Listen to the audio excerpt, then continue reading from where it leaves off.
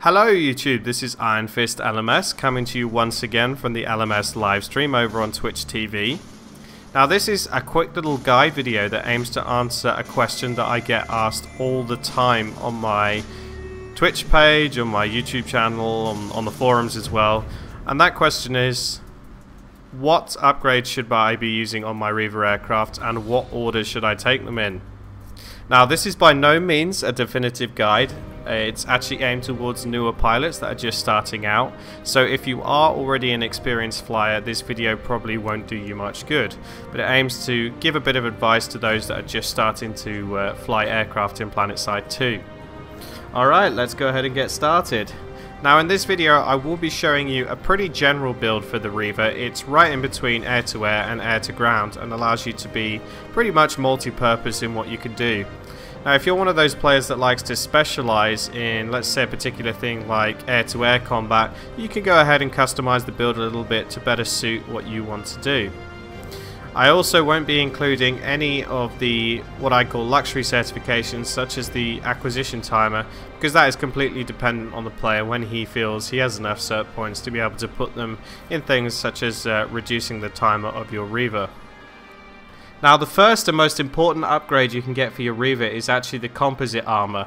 The reason why I say this is because the composite armor improves your Reaver's resistance towards flak fire, so AA turrets, AA maxes, and as we all know, AA in the game right now is quite unbalanced and is very powerful, so any extra defense you can get against that is extremely important, especially when you're doing rocket runs.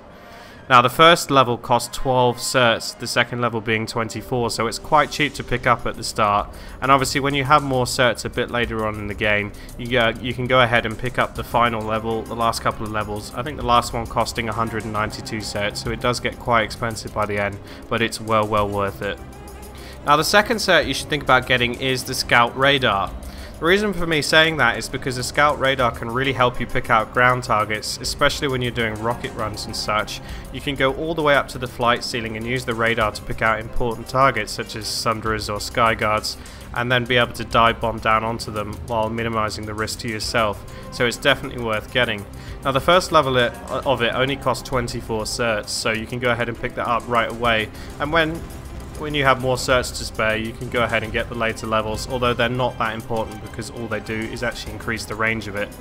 Now for the performance slot, I've actually been doing a lot of experimenting and testing across all three empires with all the upgrades, and I've come to the conclusion that the vertical thrust upgrade is actually the best. The reason for this is not only does it help you improve the top speed of your aircraft, as you can use it to elevate while you're flying along, it actually increases your speed, but you can use it to do the reverse maneuver, which you've seen in my other videos, which basically helps you to fly backwards in a dogfight. It is the cheapest performance upgrade, and you can get the first two levels for 12 and 24 respectively, so it is well worth getting. Now in terms of weapons for your Reaver, I recommend sticking with the standard machine gun until you've upgraded the three previous certs that we discussed. Now once you've upgraded those three, go ahead and save 240 certs up. Once you get those 240, you can buy the breaker rockets.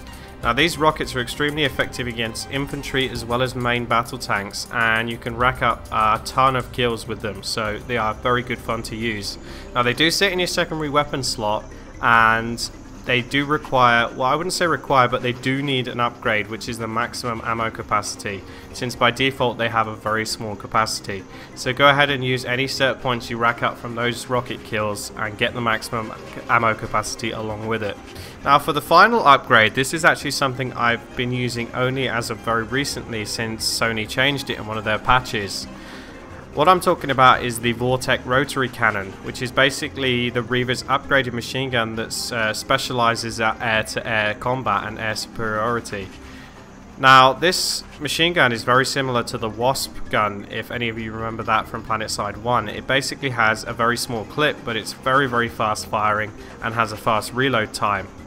Now you can counter those downsides by purchasing the magazine size upgrade, which comes as a set of 4, and then go ahead and put the remaining points into the ammo capacity again, so that you spend less time having to fly back to the towers to go and get more ammo. Now the cannon is very good right now, as I'm going to show you in the next couple of clips that I took live from the servers.